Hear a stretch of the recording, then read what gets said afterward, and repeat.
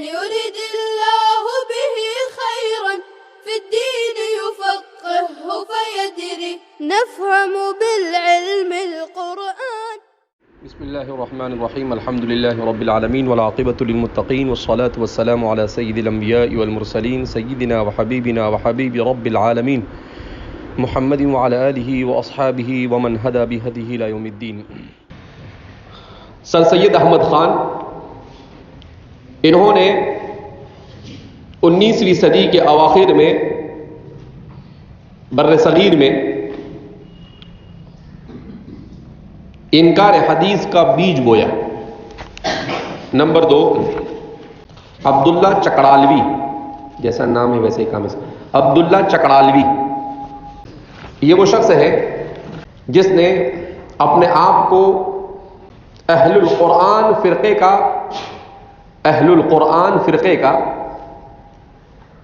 بانی باور کروایا. پہل تقلید کا انکار کیا اور اہل حدیث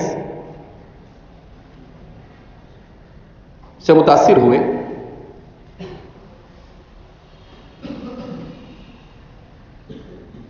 اور بعد میں حجیت حدیث کا انکار کیا.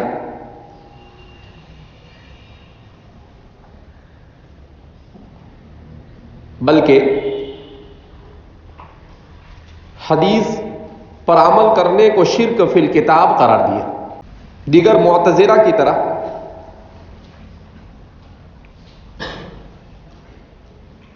اس نے بھی معجزات، قیامت کے دن شفاعت، عذاب قبر،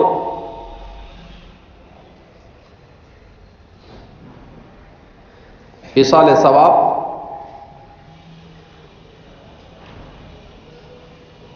تعدد ازواج،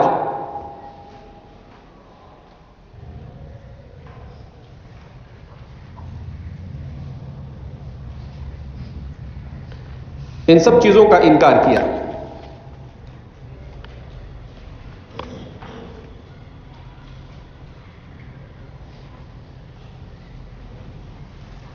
نمبر 3، نیاز فتح پوری.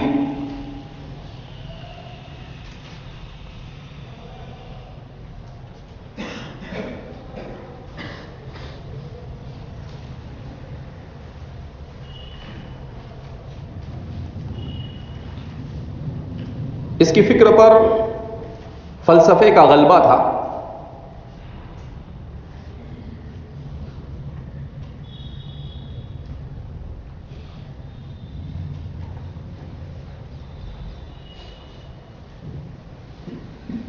عقلیت کا بھوت سوار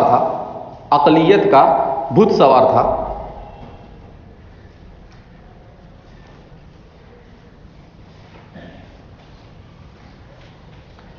پہل یہ منکرین حدیث ٹھہرا.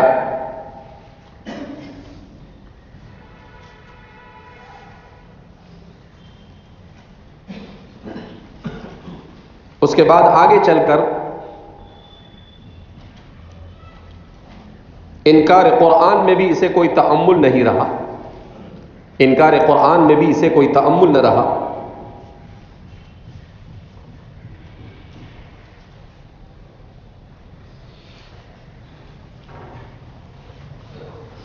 اور بڑی بے باکی اور جرأت کے ساتھ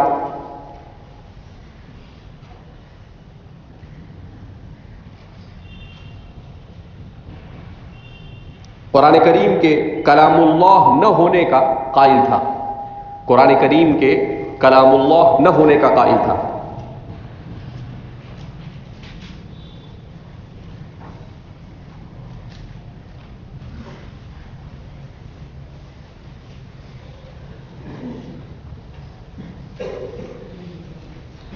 اس نے بہت کھل کر اپنی کتاب من و یزداں، فارسی میں خدا کے لیے یزداں استعمال کیا جاتا ہے، من و یزداں میں یہ بات کہی ہے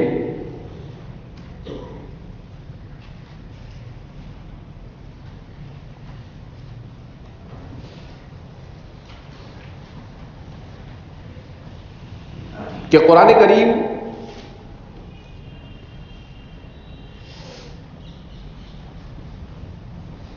جس نبی پر نازل ہوا اس کی زبان بھی عربی،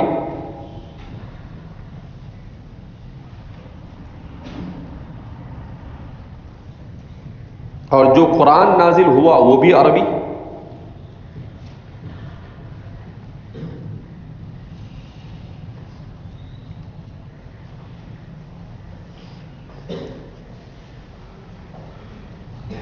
یہ کیسے ممکن ہو سکتا ہے؟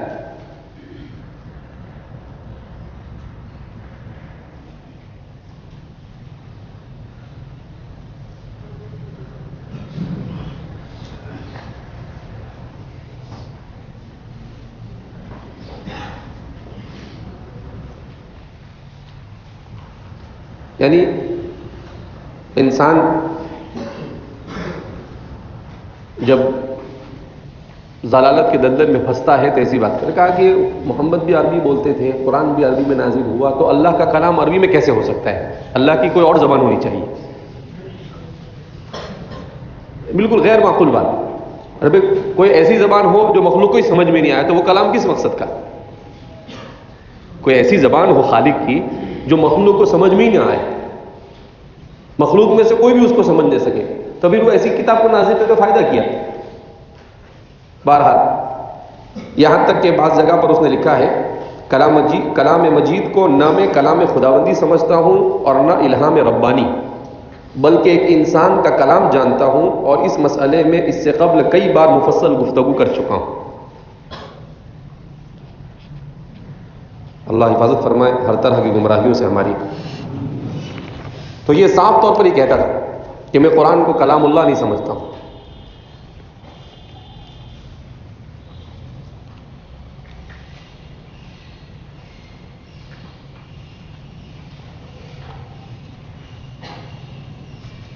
نمبر 4، عنایت اللہ مشرقی۔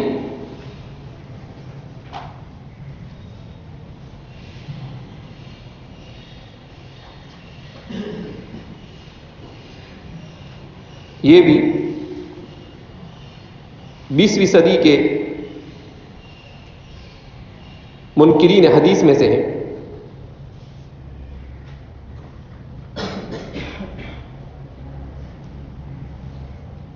اور ایک فرقہ آپ نے کھڑا کیا تھا جس کا نام خاکسار تحریک رکھا تھا۔ ایک فرقہ آپ نے کھڑا کیا تھا جس کا نام خاکسار تحریک رکھا تھا۔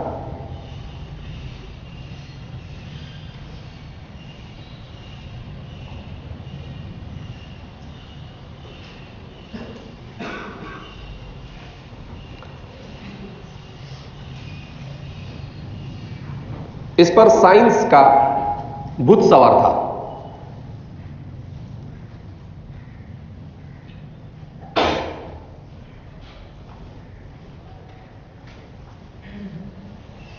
اس نے پہل فقہ کا انکار کیا،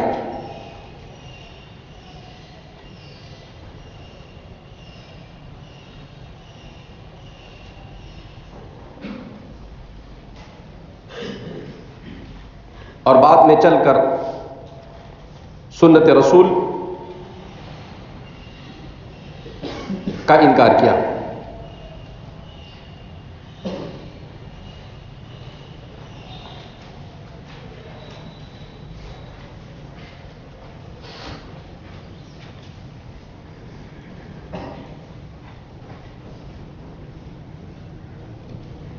یہاں تک کہ اللہ کے وجود پر بھی اسے شک تھا، یہاں تک کہ اللہ کے وجود پر بھی اسے شک تھا۔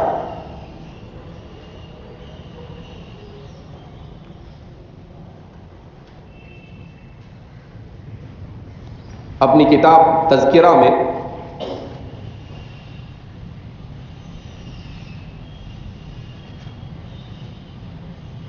بڑی ڈھٹائی کے ساتھ لکھتا ہے، خود خدا کی ہستی اور اس کے صحیح منشے کے متعلق آج تک کوئی حتمی اور متفق علیہ دلیل نہیں مل سکی۔ الیاذ باللہ کیا لکھتا ہے؟ خود خدا کی ہستی اور اس کے صحیح منشے کے متعلق آج تک کوئی حتمی اور متفق علیہ دلیل نہیں مل سکی۔ کہا کہ اللہ کی ہستی پر آج تک کے انسان کو کوئی متفق دلیل نہیں ملی جس پر سارے انسان متفق ہو گئے ہو، لہذا اس کا مطلب یہ ہے کہ ابھی تک کہ اللہ سمجھ میں اس کو آیا نہیں۔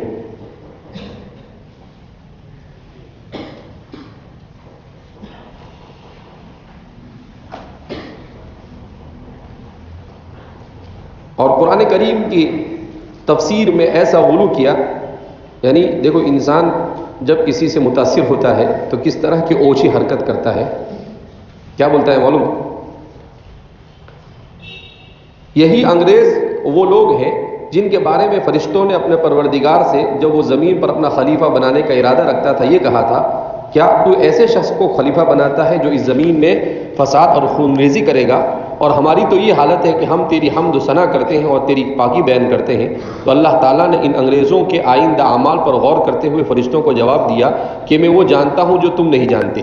پھر اللہ تعالیٰ نے ان انگریزوں کو بہت سی چیزوں کے نام اور بہت سی چیزوں کی حقیقتیں دکھا دی اور پھر ان چیزوں کے استعمال پر قدرت دی، اور اللہ کے فرشتے سلام علیکم، خوش رہو اور اس زمین پر اچھی زندگی بسر کرو،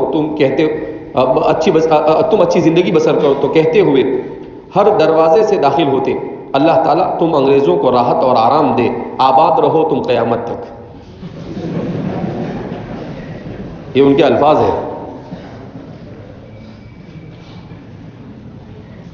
ان کی تذکرہ کتاب ہے، اس کتاب میں صفحہ نمبر 47 پر ان کے یہ الفاظ نقل کیے،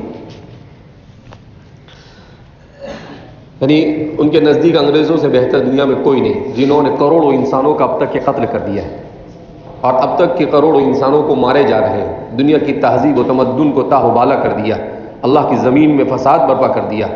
حقیقت میں تو یہ لوگ فرشتوں کو اسی قول کے مصداق تھے جس خدشے کو فرشتوں نے ظاہر کیا تھا، اور یہ کیا کہہ رہا ہے کہ نہیں، اللہ نے کہا کہ نہیں یہ انگریز ہے، انہیں کو یعنی اللہ نے وعلم آدم الاسماء، تو اس کو ان انگریزوں کے ساتھ جوڑ دیا کہ اللہ نے انگریزوں کو سب سکھا دیا۔ یہ یعنی انسان کسی چیز سے مرعوب ہوتا ہے تو مرعوبیت کے کس پر پہنچ جاتا ہے؟ عروج پر، یعنی بالکل اس کی انتہا کا پہنچنے کے بعد ایسی حرکتیں کرتا ہے، اوچھی حرکتیں۔ نمبر 5، ڈاکٹر غلام جیلانی برق۔ ڈاکٹر غلام جیلانی برق، آپ نے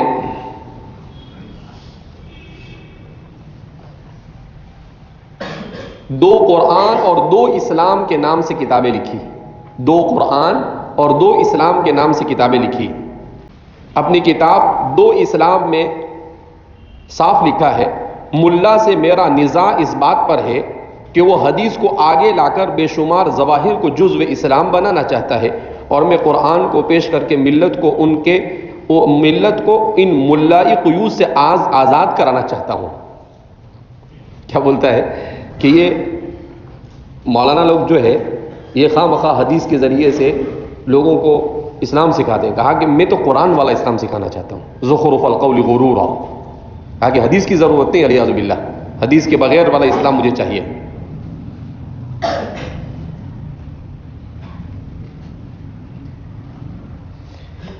انہوں نے یہاں تک کہ جرأت کی کہ ایک اپنی کتاب میں جگہ پر لکھا ہے، اللہ نے آمنو باللہ والیوم الآخر کو قبول اعمال کی بنیادی شرط قرار دیا، اس میں ایمان بالرسول شامل نہیں ہے، یعنی رسولوں پر ایمان لانا ضروری نہیں ہے، رسولوں پر ایمان نہیں بھی لائے تو انسان مومن ہو جاتا ہے۔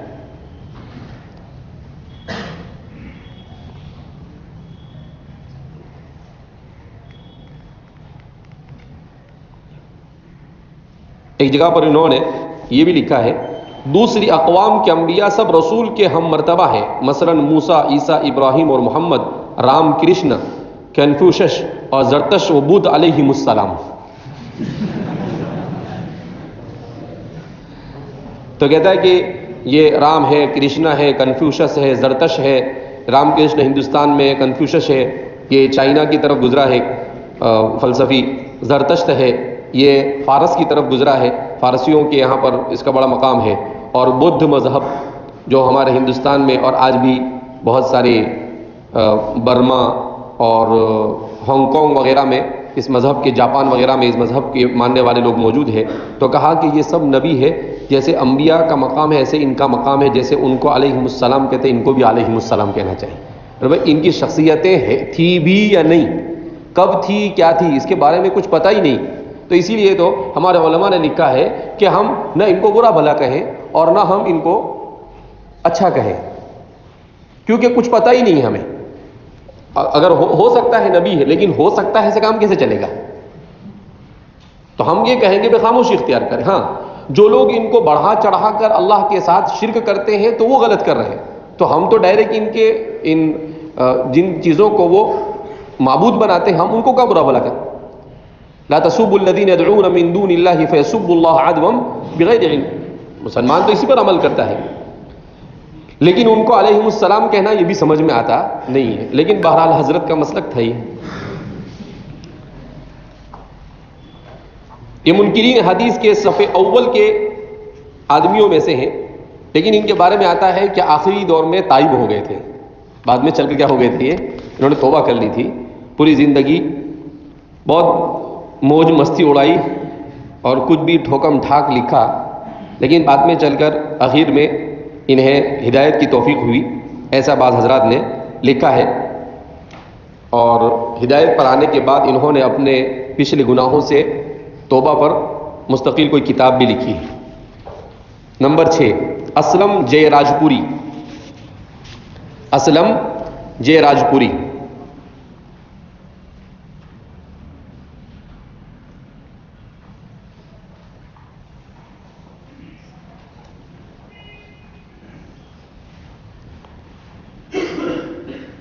علی گڑھ یونیورسٹی کے پروفیسر تھے۔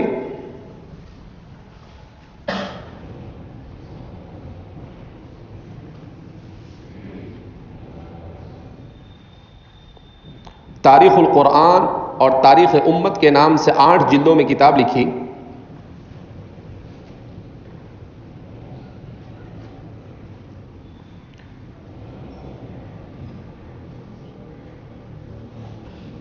اور ان کی انہی کتابوں سے بعد میں آنے والے منکرین حدیث نے بہت فائدہ اٹھایا۔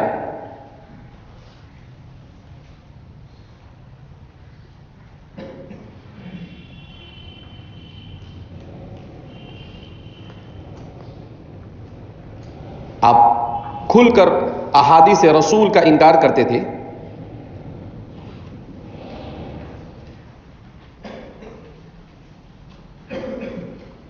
الیوم اکملت لکم دینکم کی تفسیر کرتے ہوئے آپ نے دعویٰ کیا ہے کہ اس تکمیل کے بعد اب دین میں کمی کیا رہ گئی جو روایتوں سے پوری کی جائے۔ دیکھو انسان غلطی پر آتا ہے تو کیسے کیسے استدلال کرتا ہے، لأنه یؤیدہ الشیطان، شیطان اس کو سکھاتا ہے سب۔ کیا کہا؟ الیوم اکملت لکم دینکم، اس کی تکمیل کے بعد اب دین میں کمی کیا رہ گئی جو روایتوں سے پوری کی جائے۔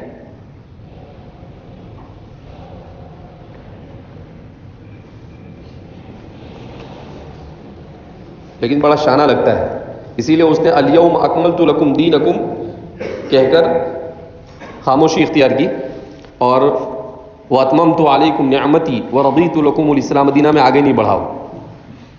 کیوں؟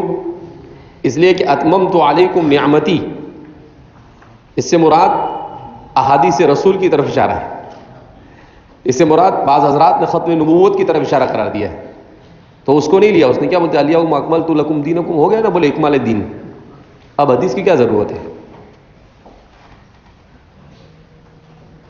بہرحال تو منکرین حدیث میں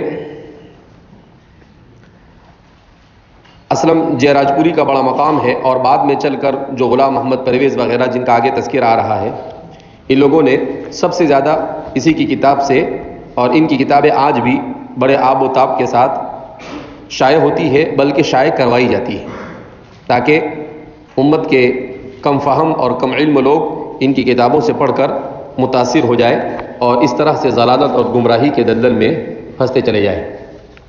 کتنے ہوئے؟ 6۔ نمبر 7، غلام محمد پرویز۔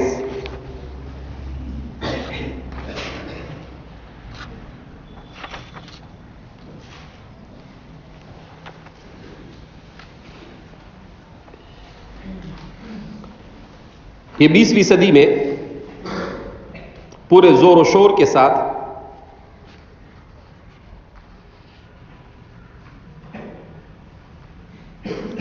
انکار حدیث کی تحریک کو آگے بڑھانے والے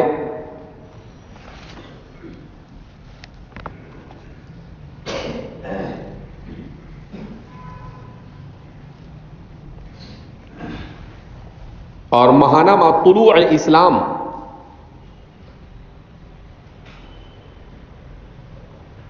کے ذریعے پڑھے لکھے طبقے میں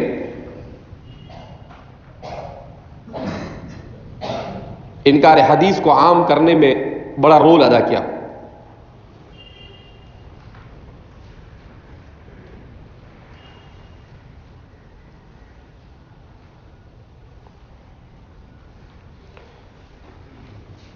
مغربی مفکرین اور ان کے نظریات سے گہری دلچسپی رکھتے تھے.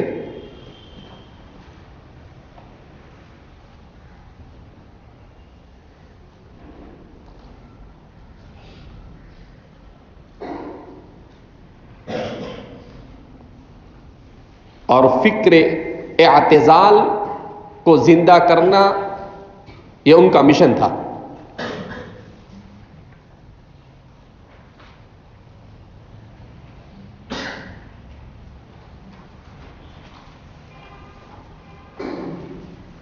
ایک جگہ پر لکھا ہے اگر مسلک اعتزال باقی رہتا تو یہ جمود و تعطل جو آج مسلمانوں میں نظر آ رہا ہے وجود میں نہ آتا، اور علم و فکر کی دنیا میں مسلمان آج ایسے مقام پر کھڑے ہوتے جہاں ان کا کوئی مقابل نہ ہوتا.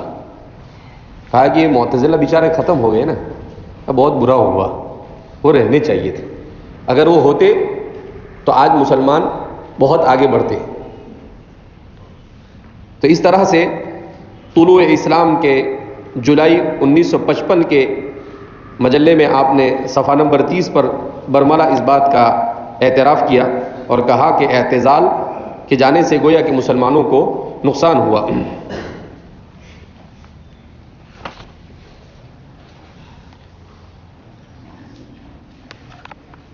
نمبر 8، عنایت اللہ اثری. عنایت اللہ اثری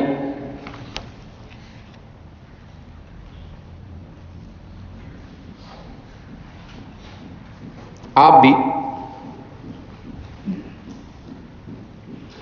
سر سید اور دیگر منکرین حدیث کی طرح معجزات انبیاء کے منکر تھے.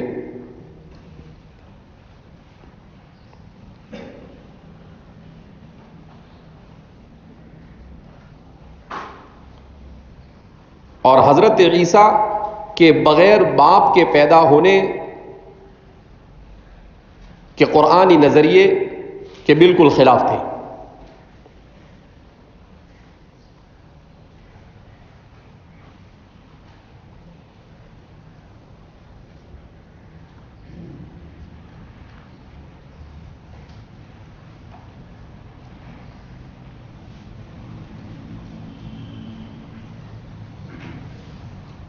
اس نے کتاب بھی لکھی، کتاب کا نام بھی عجیب رکھا، عیون زمزم فی ولایت عیسی ابن مریم. کوئی جوڑ بھی نہیں. اب عیون زمزم کو ولایت عیسی ابن مریم سے کیا جوڑ؟ تو اس پوری کتاب میں یہی ثابت کیا کہ عیسیٰ علیہ السلام کے باپ تھے علیہ باللہ، اور یہ جو کہا جاتا ہے کہ وہ بغیر باپ کے پیدا ہوئے، چونکہ یہ معجزہ ہے اور یہ معجزے کے منکر ہیں لوگ، کہا کہ یہ ممکن نہیں ہے، لہذا اپنی اس پوری کتاب میں اپنے اس نظریے کو ثابت کیا.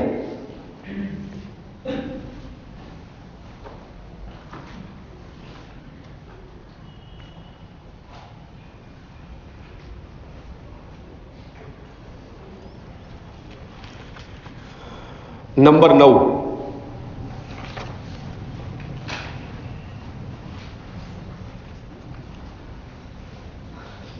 تمنا عمادی. تمنا عمادی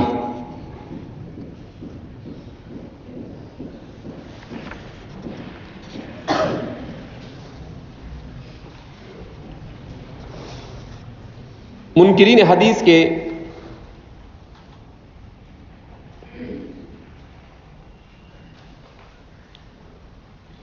ایک اہم ترجمان تمنا عمادی ہے.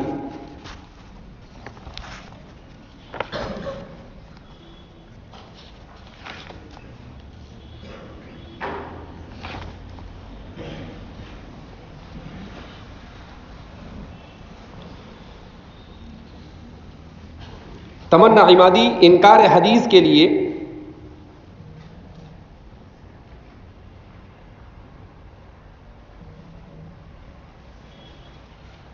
عجمی سازش کی اصطلاح وضع کرتے ہیں.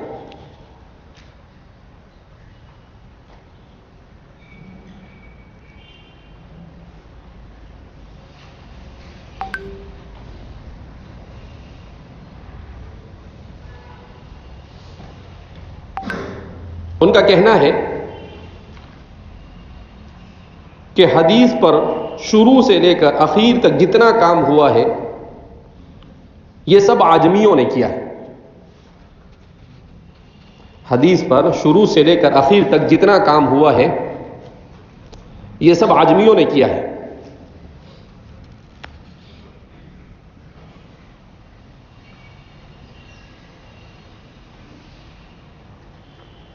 اور سازش کے تحت ان احادیث کو امام زہری کے ذریعے سے وضع کرنا شروع کیا گیا.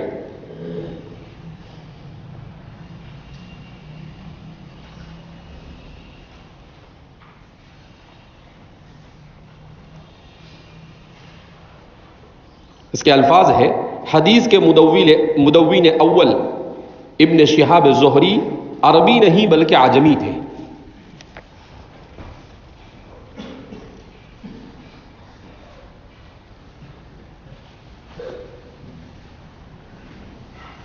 جبکہ تمام محدثین نے ان کے عربی النسل ہونے کا ثبوت پیش کیا ہے.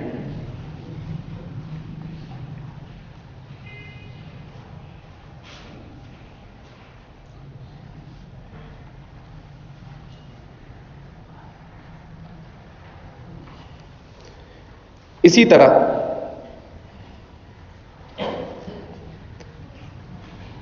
امام زہری کو عجمی ہونے کے ساتھ ساتھ شیعہ ثابت کرنے کی بھی کوشش کی ہے.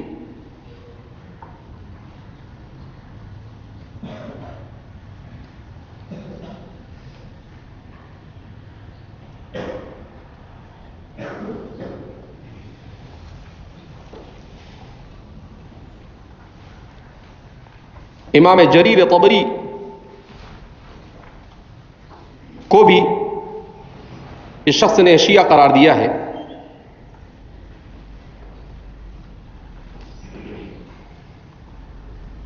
جبکہ خود شیعہ لوگوں کا اعتراف ہے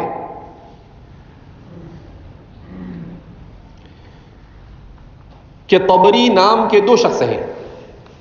جبکہ خود شیعہ حضرات کا اعتراف ہے کہ طبری نام کی دو شخصیتیں ہیں.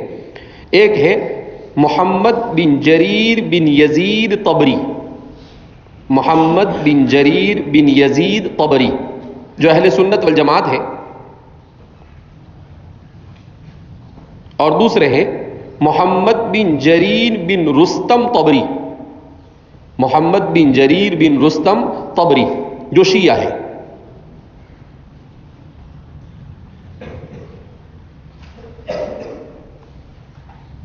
لیکن تلبیس سے کام لے کر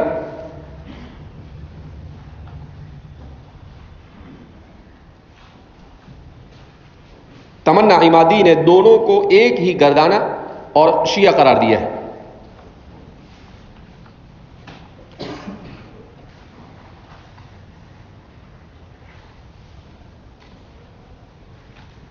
جمع حدیث کے سلسلے میں تمنا عمادی کا دعویٰ ہے منافقین عجم نے اپنے مقاصد کے ماتحت جمع احادیث کا کام شروع کرنا چاہا تو انہیں منافقین عجم کے آمدہ کرنے سے اس وقت خود ابن شہاب کو خیال ہوا کہ ہم حدیثیں جمع کرنا شروع کر دیں.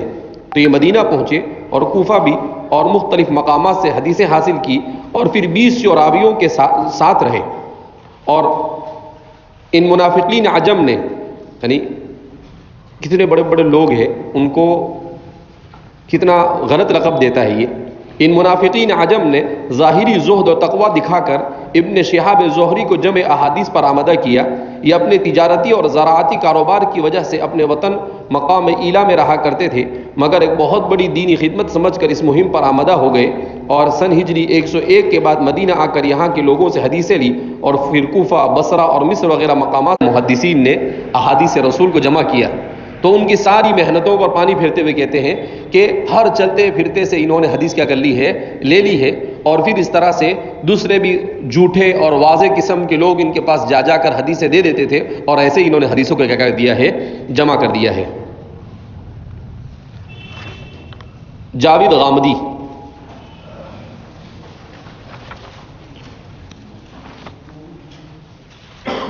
عصر حاضر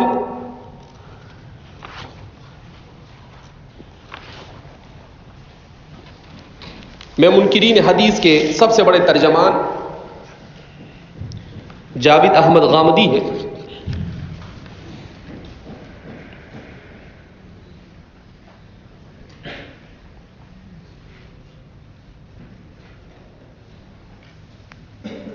اور وہ اپنی فکر کو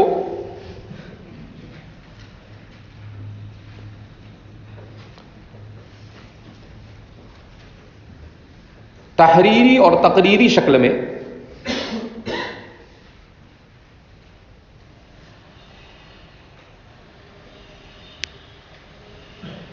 سوشل میڈیا کے واسطے سے پوری قوت کے ساتھ اردو داں طبقے میں عام کرنے کی سعی نامسعود کر رہا ہے. اردو دا طبقے میں عام کرنے کی سعی نامسعود کر رہا ہے.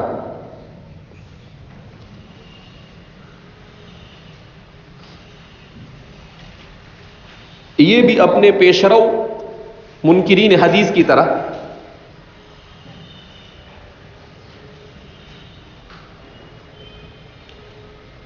حدیث کی حجیت کا منکر ہے،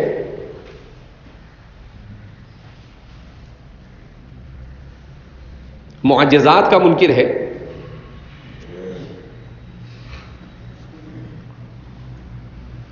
اور قرآن آیات کی باطل تعویلات کا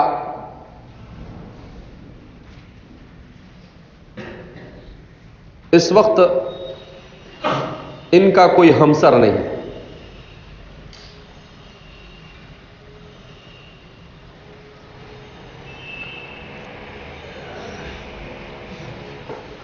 اس کا نام آپ نے سنا بھی ہوگا، جاوید احمد غامدی، بہت مشہور ہے اور انتہائی زہریلا قسم کا انسان ہے. حضرات صحابہ پر بھی لب کشائی میں کوئی کسر نہیں چھوڑی، فقہا اور محدثین کو تو گنتا ہی نہیں ہے، اور معجزات کا بھی منکر ہے. اور بھی اس کے علاوہ جتنے لوگوں کے ابھی نام بیان کیے گئے، ان کی ساری برائیاں اس میں جمع ہو گئی ہیں. جتنے لوگوں کے ابھی نام ذکر کیے گئے اوپر، ان سارے لوگوں کی برائیاں اگر کہیں جمع ہو جاتی ہے تو حضرت ام الخبائث یا ابو الخبائث جو بھی کہہ دیا جائے. اور چونکہ سوشل میڈیا کے زمانے میں اپنا پیغام لوگوں تک پہنچانا بہت آسان ہے، تو اس انداز میں، اور یہ لوگ بڑے چالاک ہوتے ہیں، اپنی بات کو سیدھے سیدھے الفاظ میں نہیں، گھما پھرا کر بولتے ہیں. کیسے بولتے ہیں؟ گھما پھرا کر. ابھی کچھ دنوں پہلے انہوں نے علماء دیوبند کے بارے میں کچھ اچھی بات کہہ دی تو ہمارے لوگ بہت خوش ہو گئے، کہا کہ جاوید غامدی نے علماء دیوبند. اس کے پیچھے بھی ان کے مقاصد ہوتے ہیں، اس کے پیچھے بھی ان کے کیا ہوتے ہیں؟ مقاصد ہوتے ہیں. وہ جب دیکھتے ہیں کہ بھئی کسی کی واہ واہ ہو رہی ہے تو تھوڑی سی ان کی تعریف کرنے میں کیا چلا جاتا ہے. جیسے آپ سنتے رہتے ہیں، بہت سے لوگوں سے آپ نے سنا ہوگا کہ ایک انگریز نے کتاب لکھی، دنیا کے 100 بہترین لوگ، دنیا کے 100 بہترین لوگ. اس کتاب میں سب سے پہلا تذکرہ کس کا کیا؟ رسول اللہ صلی اللہ علیہ وسلم. اب ہم لوگ خوش ہو جاتے ہیں, دیکھو آپ صلی اللہ علیہ وسلم کا سب سے پہلے تذکرہ. مگر اس کے مصنف سے ایک مرتبہ ایک مسلمان صحابی کی ملاقات ہو گئی, تو اس مسلمان صحابی نے اس سے کہا کہ بھائی آپ نے اپنے دنیا کے بہترین آئیڈیل 100 لوگوں میں سب سے پہلے محمد عربی صلی اللہ علیہ وسلم کو رکھا ہے, تو اس کی وجہ کیا؟ اس نے گھمایا پھرایا اس کو. تو پھر اس نے کیا کہا کہ اصل میں نے 2-4 مسلمانوں کو اس لیے اس میں رکھ دیا ہے تاکہ مسلمان اس کتاب کو پڑھیں, اور اس کے ساتھ 60-65 یہودیوں کو میں نے بیچ میں ڈال دیا ہے. تو جب وہ اسے اعتبار ہو جائے گا کہ بھئی یہ آدمی بہت منصف ہے, اسی لیے تو اس نے حضور کو پہلے رکھا ہے, تو وہ خود بخود پڑھے گا. تو ایک آدمی کا تذکرہ 2-4 آدمی کا تذکرہ کر کر میں نے اپنے 65 آدمیوں کا لوہا منوا لیا. سمجھ میں آئی بات؟ یہ دشمن ایسے سازش کرتا ہے. وَإِنْ كَانَ مَكْرُهُمْ لِتَزُولَ مِنْهُ الْجِبَالُ, قرآن کہتا ہے کہ اگر ان کا بس چل جائے تو پہاڑ کو بھی اپنی جگہ سے ہلا دے گی. تو ہمارا ذہن و دماغ بھی کہیں یعنی شرارت اور خباثت میں جہاں اپنی سوچ ختم ہوتی ہے وہاں سے ان کی شروع ہوتی ہے, وہاں سے ان کی کیا ہوتی ہے؟ شروع ہوتی ہے. ان کے ذہن و دماغ میں ایسی گندگیاں بھری ہوئی ہوتی ہے. تو اس نے صاف اس بات کا اعتراف کیا. تو عصر حاضر میں جو امت مسلمہ کو فکری الغار سے امت مسلمہ دوچار ہے, اس پر یاسر محمد خان کر کے, یہ ان کا قلمی نام ہے, ان کا اصل نام شاید جاوید چودھری ایسا کچھ نام ہے. تو ان کی کچھ کتابیں ہیں, تو سازشیں بے نقاب, آگاہ کر چلے, اور بھی ایک کتاب پردہ اٹھتا ہے. تو یہ 3 کتابوں میں سے کسی کتاب میں اس پر میں نے مضمون پڑھا تھا ان کا. تو اس میں انہوں نے لکھا تھا کہ بھئی اس طریقے سے اس نے تو کہا کہ یہ لوگ بڑی چالاکی کے ساتھ اور بڑی ہوشیاری کے ساتھ کام لیتے ہیں. تو کہا کہ ہمارے 65 آدمی کو اگر ان کا لوہا منوانا ہے, ان کا اعتراف کروانا ہے مسلمانوں کے پاس, تو ان کے 2-4 ذکر کرنے میں ہمارا کیا چلا جاتا ہے؟ یعنی ان کی اچھا اسی لیے کہتے ہیں نا کہ وہ شیخ عبد القادر جیلانی یا کسی بزرگ کو ایک مرتبہ تہجد میں آنکھ نہیں کھلی, تو شیطان نے آ کر ان کو اٹھایا, بولے اٹھ جاؤ بھائی تہجد پڑھ. انہوں نے پوچھا کون ہے رے تو؟ بولے شیطان. نالائق کہیں کا, بولے تو کیوں اٹھانا ہے تہجد کے لیے؟ تو کیا بولتے ہیں معلوم؟ اس لیے کہ آپ کی ایک مرتبہ تہجد چھوٹ گئی, اس پر آپ نے اتنا روئے دھوئے اور اللہ سے اتنا مانگا کہ مجھے ایسا لگا کہ اسی دن اللہ نے آپ نے اللہ کو خوش کر دیا. تو میں نے سوچا کہ واپس ہی ایسا کرے گا, اس سے اچھا اس کو تہجد میں اٹھا دو. سمجھ میں آ رہی بات؟ تو یہ بھی تو انہی کے چیلے ہیں نا, یہ بھی کیا ہے اسی کے چیلے ہیں. تو استاد جیسا کریں گے تو صحیح نا, کہ بھئی اپنے پیر و مرشد کیا کرتے ہیں, کیا کہتے ہیں, کیسے کرتے ہیں, تو اس کے اثرات مرتب ہوں گے. تو اس لیے یہ دنیا میں بہت چوکنا رہنے کی ضرورت ہے. ہمارا مسلمان کیا ہے تھوڑا سا, بولے آسمان پہ اللہ کا نام لکھا ہوا ہے, بھائی اللہ کا نام لکھا ہوا, اللہ کو کیا ضرورت ہے اس کی؟ بھائی اللہ کو تو اللہ کی کتاب سے سمجھو, اللہ کے رسول سے سمجھو, دوسرے دلائل سے. یہ چیزوں کی کوئی ضرورت نہیں. بولے سیب کاٹا تو اس میں سے اللہ کا نام لکھا ہوا نکلا, ارے وہ تو سب کچھ اللہ ہی کی قدرت کا مظہر ہے. بولے گوشت کاٹا تو اس میں نکلا, یہ کیا تو اس میں نکلا, وہ کیا تو اس میں نکلا. تو ہمیں ان ساری چیزوں کی ضرورت نہیں. ہمیں تو ضرورت اس بات کی ہے کہ اپنی عقل و دماغ پورے طور پر اس بات پر مطمئن ہو جائے کہ اللہ کی ذات کے علاوہ کوئی نہیں. وما تشاؤون الا ان یشاء, اللہ کی مشیت کے علاوہ کسی کی مشیت دنیا میں چلتی نہیں. تو اس لیے اگر ایسے ہی اللہ رب العزت کو اپنی الوہیت کو ثابت کرنا تھا تو اللہ بھیجتا ہی نہیں نبیوں کو. آسمانوں پر ستاروں پر اللہ اپنے نام لکھوا دیتا, پہاڑوں پر لکھوا دیتا, درختوں پر لکھوا دیتا, پھلوں میں لکھوا دیتا. تو یہ چیزیں مقصود نہیں ہیں. لیکن آج ہمارا مسلمان نماز تو پڑھنا نہیں, اسلام کی تعلیمات پر عمل کرنا نہیں, اور ایسی ساری چیزوں کو کیا کرتا رہتا ہے, تلاش کرتا رہتا ہے. تو اس لیے اس زمانے میں مسلمانوں کو اور طلباء کو بہت چوکنا رہنے کی ضرورت ہے کہ ایسی کسی بھی فکر اور سازش سے کوئی بھی ایسی چیز آئے کہ یہ ایسا کیوں, اگر آپ کو نہیں سمجھ میں آتا ہے تو اپنے کسی استاد سے رجوع کرنا چاہیے کہ یہ کیا ہے اس کی حقیقت، تو وہ برابر تحقیق کر کے آپ کو بتلائے گا کہ ہاں اس کے پیچھے یہ ہو سکتا ہے. ابھی حضرت مولانا عبداللہ صاحب کابودروی دعوت برکاتہم نے عجیب و غریب بات ایک مرتبہ ارشاد فرمائی. میں بیٹھا ہوا تھا حضرت کے پاس، تو کسی نے آ کر کہا کہ فقہ عبداللہ بن مسعود چھپ گئی. تو مولانا نے کہا کہ کچھ معلوم ہے تم کو؟ ہے نہیں. کہا یہ کیا کر رہے ہیں ابھی مستشرقین ہے یا ان سے متاثر ہو کر کام کرنے والے حضرات صحابہ کی فقہ شائع کر رہے ہیں. فقہ عبداللہ بن مسعود، فقہ عبداللہ بن عباس، فقہ عبداللہ بن عمر. کہ اس کے پیچھے کیا کار فرما ہے؟ یہ اب یہ کہہ رہے ہیں کہ ساری فقہ کو چھوڑو، جب صحابہ کی فقہ ہی آئی تو اسی کو اختیار کر لو نا. موسوعۃ فقہ الصحابہ کے نام سے مستقل موسوعہ تیار ہوا، 15-20 بڑے بڑے فقہ عبداللہ کا، فقہ علی بن ابی طالب، فقہ عثمان، فقہ عمر، فقہ علی، فقہ ابی بکر. تو کہا کہ جب صحابہ کی فقہ آپ کے سامنے آ گئی تو اب آپ کو دوسری فقہ کیا ضرورت؟